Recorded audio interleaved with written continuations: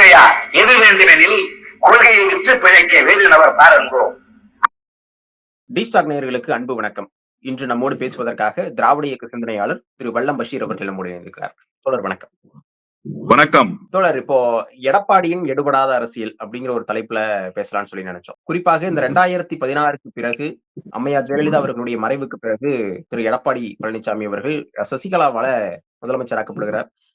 கொண்டு வந்த சசிகலாவுக்கே துரோகம் பண்ணிட்டாரு. அதுக்கப்புறம் அந்த கட்சியில இருந்த ஓபிஎஸ்க்கு துரோகம் பண்ணாரு, கட்சிக்காரங்களுக்கு துரோகம் பண்ணாரு. தமிழ்நாட்டினுடைய முதலமைச்சராக இருந்தபோது தமிழ்நாட்டு மக்களுக்கே துரோகத்தை பண்ணார். இப்போ மீண்டும் அந்த படுபாதக துரோகத்தை பாஜகவோட கூட்டணியை வைத்து அரங்கேற்றி இருக்கிறார் திரு எடப்பாடி பழனிசாமி. இந்த காலகட்டத்தையும் இந்த எடப்பாடி பழனிசாமி அவர்களுடைய செயலியும் நீங்கள் எப்படி பார்க்கிறீங்க?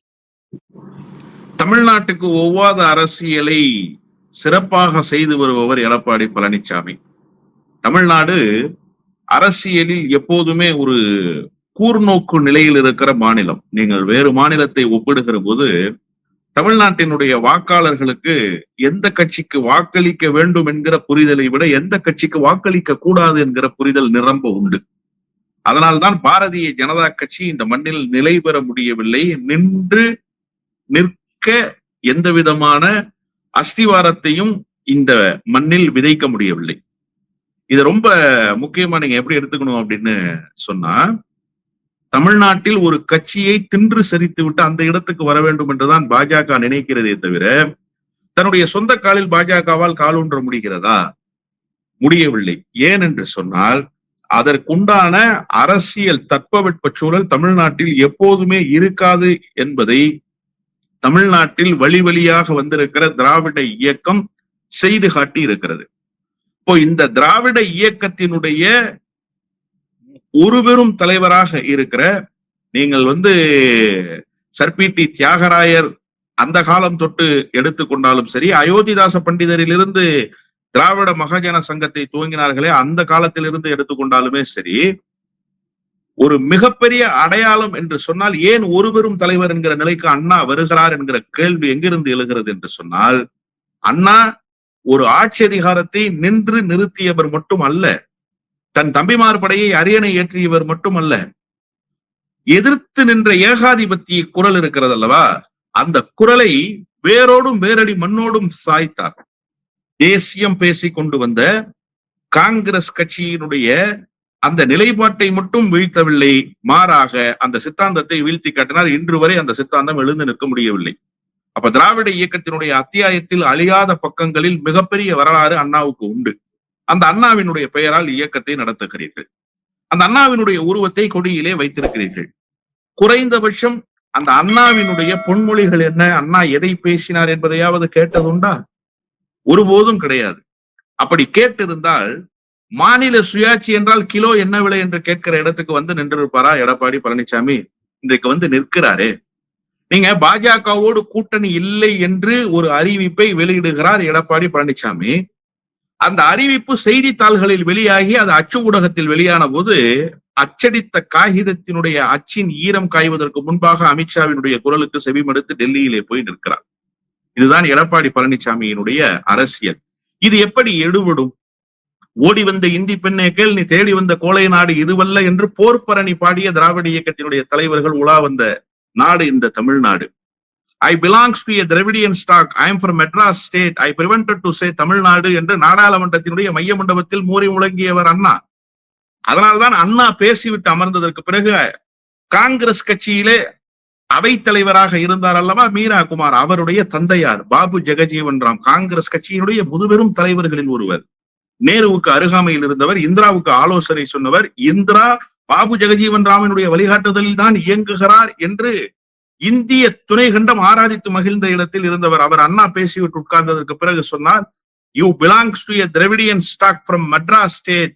Mister Anna, I belongs to a Dravidian stock from Bihar state என்று சொன்னார். ஒரு பீகாரியை தான் திராவிட இயக்கத்தை சேர்ந்தவன், திராவிட இனத்தை சேர்ந்தவன் என்று பேச வைத்த பெருமை அண்ணாவுக்கு உண்டு. இதெல்லாம் டெல்லிக்கு நாம் விட்டிருக்கிற சவால்கள். காங்கிரஸ் கட்சியிலேயே ஒருவரை எழுந்து நான் திராவிடியன் ஸ்டாக்னு பேச வச்ச பெருமை அண்ணாவுக்கு இருக்கு.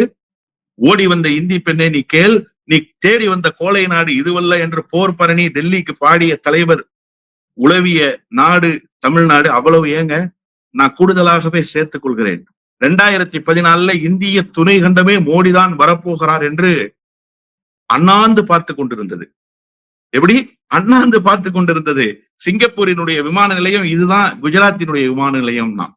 தாய்லாந்தினுடைய பேருந்து நிலையத்தை காட்டி இதுதான் அகமதாபாத்தினுடைய பேருந்து நிலையம்னு சொன்னார். பாலாறும் தேனாரும் ஓடுகிறது என்று சொன்னார். சர்வரோக நிவாரணி இந்தியாவுக்கு மோடிதான் என்று சொன்னார். இந்த நாட்டை ரட்சிக்க வந்த ரட்சகர் என்று ஆராதித்து மகிழ்ந்தார்கள். தமிழ்நாட்டில் கூட சிலர் கூட்டணி வைத்துக் கொண்டு மோடி வர வேண்டும் என்று பேசினார்கள். ஆனா அன்றைக்கு அந்த அம்மையார் ஜெயலலிதா ஒரே கேள்வியின் மூலமாக தமிழ்நாட்டினுடைய பார்வையை தன் பக்கம் திருப்பினார். இந்தியாவினுடைய பார்வையை திருப்பினாரான்னு எனக்கு தெரியாது. தமிழ்நாட்டினுடைய பார்வையை திருப்பினார். என்ன சொன்னார்னா, மோடியா லேடியா என்று கேட்டார். உண்மையிலேயே நெஞ்சுரத்தோடு எழுப்பப்பட்ட கேள்வி அந்த கேள்வி. இப்படி வழி வழியாக திராவிட இயக்கம் வந்திருக்கிறதே, அந்த அண்ணாவினுடைய பெயரை கட்சிக்கு வச்சிருக்கிற திராவிட முன்னேற்ற கழகம்னு சேர்த்து வச்சிருக்க. எம்ஜிஆர் கிட்ட கூட நீ அந்த காரணத்தை கேட்டு தெரிஞ்சிருக்க முடியாது. ஜெயலலிதா கிட்டையாவது கேட்டு தெரிஞ்சிருக்க முடியாது. சக அதிமுக தோழர்கள் கிட்ட கேட்டிருக்கலாம்ல. இந்த கட்சிக்கு ஏங்க அண்ணா திராவிட முன்னேற்ற கழகம்னு பேர் வச்சீங்க, அமித்ஷா திராவிட முன்னேற்ற கழகம்னு பேர் வச்சிருக்கலாமுங்க, ஏங்க விட்டுட்டீங்க அப்படின்னு கேட்கலாம்ல. திராவிடம்னா என்னன்னு கேட்கலாம்ல. கம்பராமாயணம் எழுதிய சேக்கிலாரினுடைய வரலாறை எல்லாம் அறிந்தவர் அல்லவா எடப்பாடி பழனிசாமி. அப்ப கேட்கணும்ல, குறைந்தபட்ச அறிவாவது வேணும்ல. இருந்திருந்தால் இன்றைக்கு அடிமை சேவகம் புரிவாரா? நீங்க பழைய காணொளிகளை எங்கேயாவது ஒரு இடத்தில் தேடுகிற வாய்ப்பு கிடைச்சா தேடி பாருங்க. காஷ்மீர் சிங்கம் என்று ஆராதிக்கப்பட்ட ஷேக் அப்துல்லா யாரு? ஃபருக் அப்துல்லாவினுடைய தந்தையார் ஷேக் அப்துல்லா. அவர் அந்த நட்சத்திர விடுதியினுடைய வாயிலில் நின்று கொண்டிருப்பார். இன்னொரு பக்கத்திலே முலாயம் சிங் யாதவ், இன்னொரு பக்கத்திலே லல்லு பிரசாத். இப்படி சிபு சோரன் யாரு? இன்றைக்கு இருக்கிற ஹேமந்த் சோரனுடைய தந்தையார் சிபு சோரன், அடல் பிஹாரி வாஜ்பாய், யஸ்வந்த் சின், அதே போன்று ஜெயபிரகாஷ் நாராயணனுடைய வழித்தோன்றல்களில் ஒருவராக இருந்த ராம்விலாஸ் பாஸ்வான், நிதிஷ்குமார், இவர்கள் எல்லோரும் நின்று யாருக்காக காத்திருந்தார்கள் தெரியுமா? ஒரு அம்பாசிடர் காரில் வந்து ஒருவர் இறங்கினார். வேட்டி, சட்டை, கருப்பு கண்ணாடி, மஞ்சள் துண்டு. அவர்தான் முத்தமிழறிஞர் டாக்டர் கலைஞர். இவ்வளவு பேரும் காத்திருந்தார்கள் டெல்லியிலே. யாருக்காக? தமிழ்நாட்டிலிருந்து இந்த தலைவர் வர வேண்டும் என்பதற்காக. ஏதோ ஒரு முடிவெடுக்க வேண்டிய கூட்டமாக அந்த கூட்டம் இருந்திருக்கலாம், எனக்கு நினைவில்லை. ஆனால் ஒரு தலைவர் தமிழ்நாட்டிலிருந்து வந்தால்தான் இந்த முடிவை நம்மால் இறுதி செய்ய முடியும் என்று அத்தனை தலைவர்களும் காத்திருந்தார்கள் அல்லவா? ஆனால் நீ போறிய டெல்லிக்கு திருடன் இருட்டில் போடுவதை போல அல்லவா நீ ஓடுகிறாய்?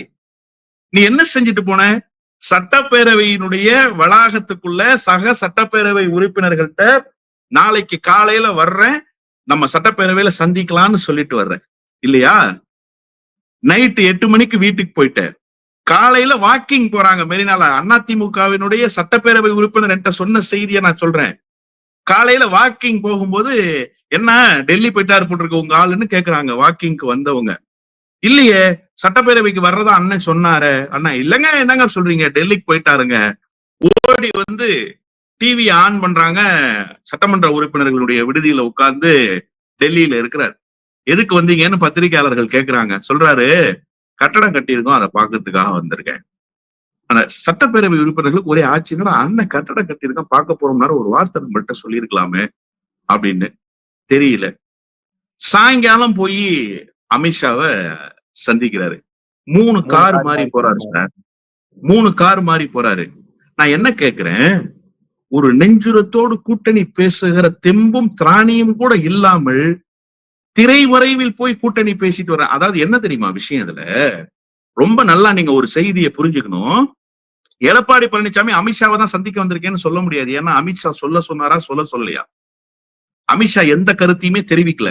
அப்ப அவருக்கு என்ன பயம்னா, எங்க ஒருவேளை நம்ம இதை சொல்லிவிட்டோம்னா, அமித்ஷாஜி என்னையா பழனிசாமி நீ பாட்டுல பத்திரிகையில அறிவிச்சுட்டு வர்ற அப்படின்னு கேட்டா நம்ம என்ன பதில் சொல்றது முதலாளி கிட்ட போய்?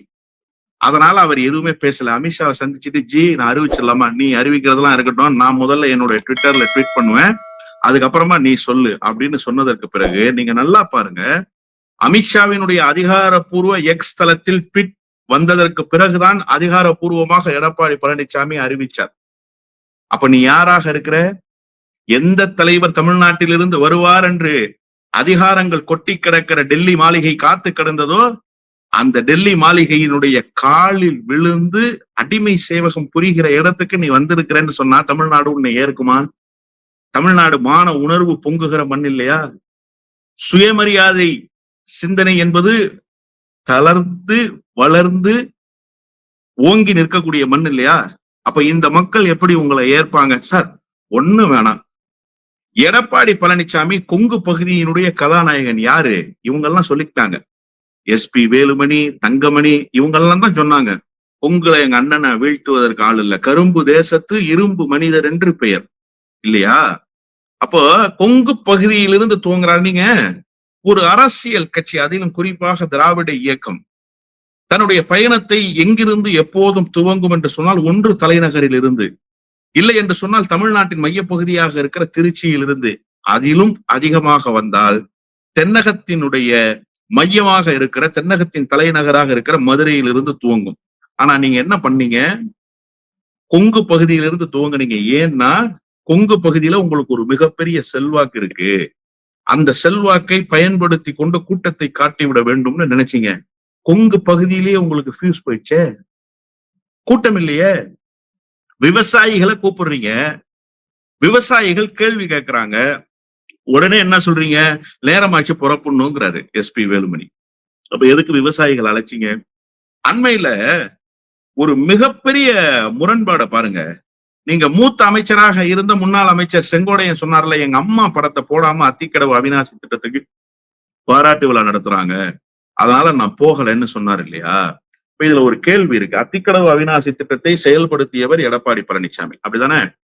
அதுக்கு பாராட்டு விழா நடத்துனாங்கல்ல. ஆனா அந்த விவசாயி எழுப்பிய கேள்வியை நீங்க கவனிச்சீங்களா? என்ன சொன்னாரு? அத்திக்கடவு அவிநாசி திட்டம் செயல்படுத்தப்பட்டா இத்தனை ஏக்கர் இடங்கள் விளைநிலமாக மாறும், அதுக்கு நீங்க என்ன திட்டம் வச்சிருக்கிறீங்கன்னு கேட்கிறார். அப்ப அத்திக்கடவு அவிநாசி திட்டம் என்பது செயல்படுத்தப்படவில்லை முழுமையாக, ஆனால் பாராட்டு விழாவை நடத்தி முடித்து விட்டார்கள். செய்யாத திட்டத்துக்கு பாராட்டு. இதெல்லாம் தமிழ்நாட்டு மக்கள் பார்க்க மாட்டாங்க. இன்னொன்று, தமிழ்நாட்டினுடைய இந்த பெருமை இருக்குல்ல, நீங்க இன்னைக்கு பாருங்களேன், கூகுள் நிறுவனம் இந்தியாவில் அல்ல உலக அளவில் புகழ் பெற்றிருக்கிற சர்ச் இன்ஜின். நீங்க தேடுகிற இயந்திரம் எது என்று கேட்டால் கூகுள் தான்.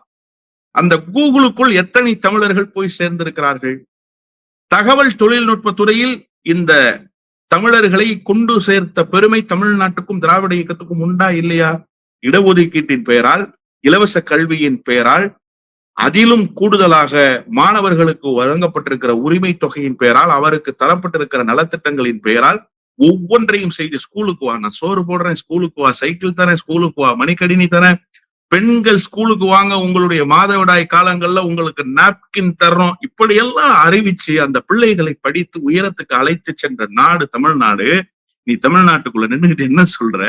அறநிலையத்துறைக்கு வேற வேண்டிய காசெல்லாம் கல்லூரி கட்டுறாங்கன்னு நீ சொல்றிய.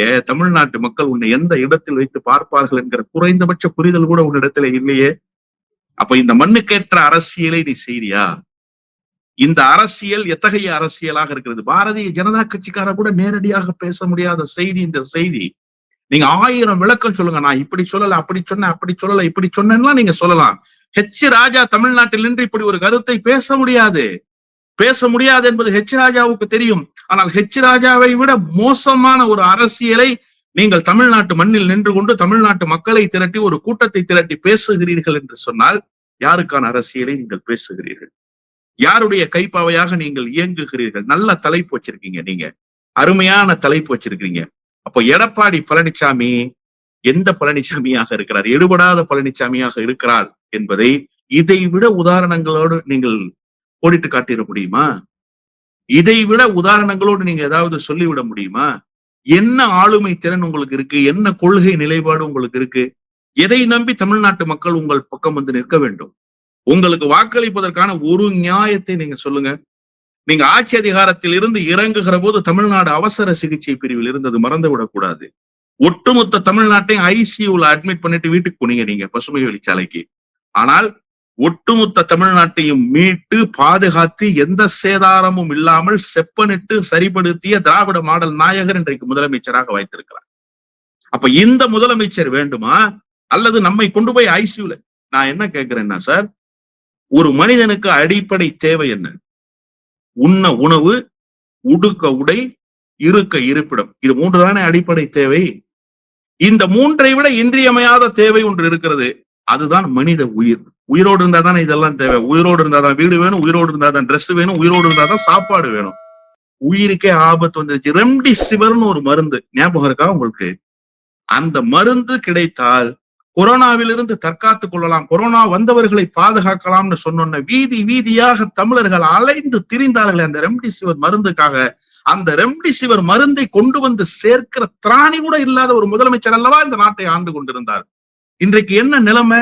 ஆரம்ப சுகாதார நிலையங்களில் கூட தேவையான மருத்துவத்தை தருகிற முதலமைச்சராக அவர் இருந்திருந்தால் ஆச்சரியப்பட தேவையில்லை. அது எல்லாரும் செய்யறதுதான். நீ ஆரம்ப சுகாதார நிலையத்துக்கு கூட வராத, உனக்கு வீடு தேடியே மருந்து வந்து சேரும்னு மக்களை தேடி மருத்துவம்னு கொண்டு வந்த முதலமைச்சர் இந்த நாட்டை ஆண்டு கொண்டிருக்கிறார். அவர் தலைவரா நீ தலைவரான்னு மக்கள் சிந்திப்பாங்கல்ல?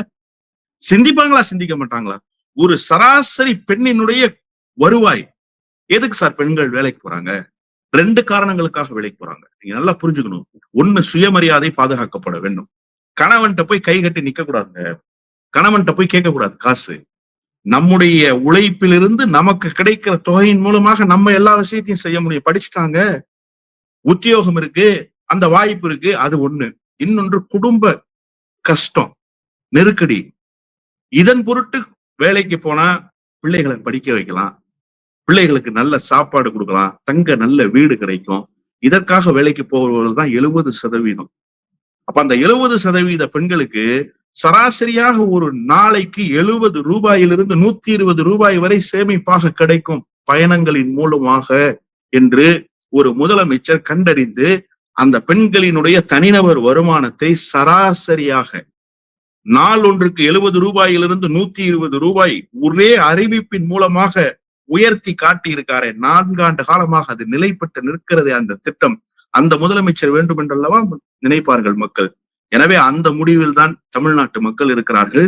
எடுபடாத ஒரு மனிதராக, அரசியலில் எந்த விதமான அடிப்படை அறிவும் இல்லாத ஒரு மனிதராக எடப்பாடி பழனிசாமி இருக்கிறார் என்பதை அவரே கொஞ்சம் கொஞ்சமாக அம்பலப்பட்டு தன்னுடைய முகத்திரை எல்லாம் கிழிக்கப்பட்டு அவரே மக்களிடத்திலே வெளிப்பட்டு விட்டார். இனி எந்த கட்டத்திலும் அவர் தமிழ்நாட்டு அரசியலில் ஈடுபட மாட்டார். இவ்வளவு நேரம் உங்களுடைய நேரத்தை எங்களுக்காக செலவிட்டு பல்வேறு அரிய கருத்துக்களை எங்களோடு பகிர்ந்த நம்பிக்கையாக மிக்க நன்றி. நன்றி.